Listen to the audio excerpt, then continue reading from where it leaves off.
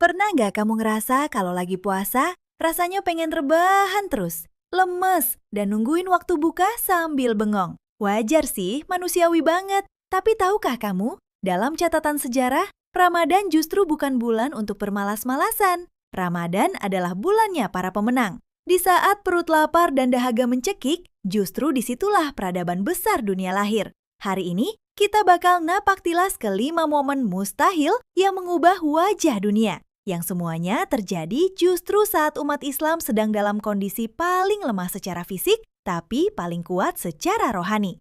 Semua keajaiban ini bermula dari kesunyian sebuah gua. Di tengah kegelapan malam bulan Ramadan tahun 610 Masehi, peristiwa nuzulul Quran terjadi. Wahyu pertama turun kepada Nabi Muhammad SAW melalui perantara malaikat Jibril di Gua Hira. Ibarat sebuah HP yang sudah lemot karena banyak sampah, Al-Quran turun sebagai install ulang atau pembersihan sistem besar-besaran bagi akal dan hati manusia. Dunia yang tadinya gelap tanpa arah, tiba-tiba punya panduan hidup yang jelas. Inilah kemenangan pertama, kemenangan ilmu atas kebodohan. Tapi ujian iman gak berhenti di situ.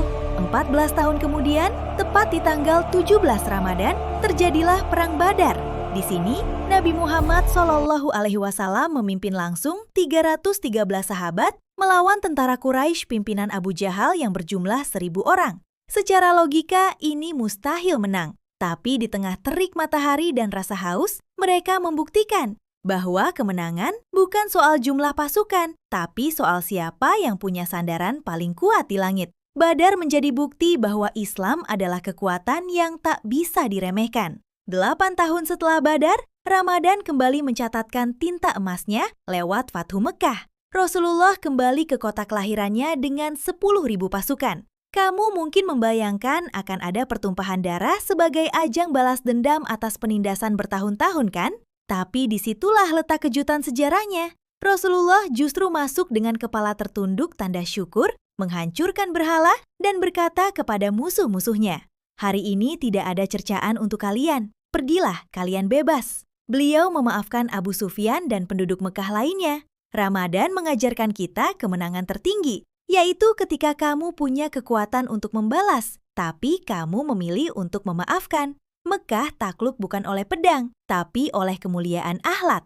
Sejarah Ramadan kemudian meluas hingga ke daratan Eropa. Di tahun 711 Masehi, seorang pemuda pemberani bernama Tariq bin Ziyad mendarat di Gibraltar. Di tengah bulan puasa, beliau membuat keputusan yang bikin bulu kuduk merinding. Beliau memerintahkan pasukannya membakar kapal-kapal mereka sendiri. Beliau berkata, "Lautan ada di belakang kalian dan musuh ada di depan kalian. Tidak ada tempat lari bagi kalian kecuali kemenangan." Strategi nekat ini membuka pintu peradaban Islam di Andalusia selama 800 tahun. Eropa yang tadinya masa kegelapan mulai mengenal cahaya sains dan kedokteran. Semua berawal dari keberanian seorang pemuda di bulan Ramadan. Dan akhirnya, semangat Ramadan itu sampai ke tangan Salahuddin Al-Ayyubi. Meskipun pembebasan penuh Al-Aqsa terjadi berdekatan dengan Ramadan, namun strategi dan mental pasukannya ditempa habis-habisan di bulan suci ini. Salahuddin membuktikan bahwa pemimpin yang paling ditakuti musuh adalah pemimpin yang paling banyak bersujud di malam hari saat bulan Ramadan.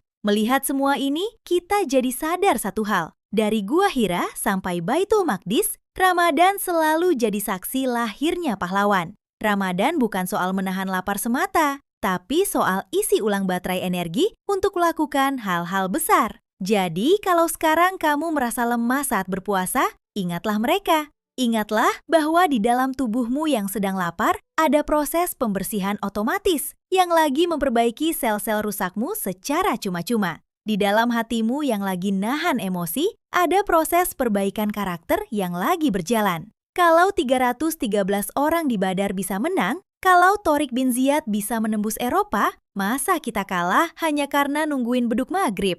Yuk jadikan Ramadan kali ini sebagai momen kemenangan pribadimu. Kemenangan atas egomu, kemenangan atas malasmu, dan kemenangan untuk menjadi manusia yang lebih bersyukur. Dari 5 kisah tadi, mana yang paling bikin kamu merinding dan semangat lagi puasanya? Tulis di kolom komentar ya. Kita diskusi sejarah sambil nunggu buka puasa. Sampai jumpa di video berikutnya.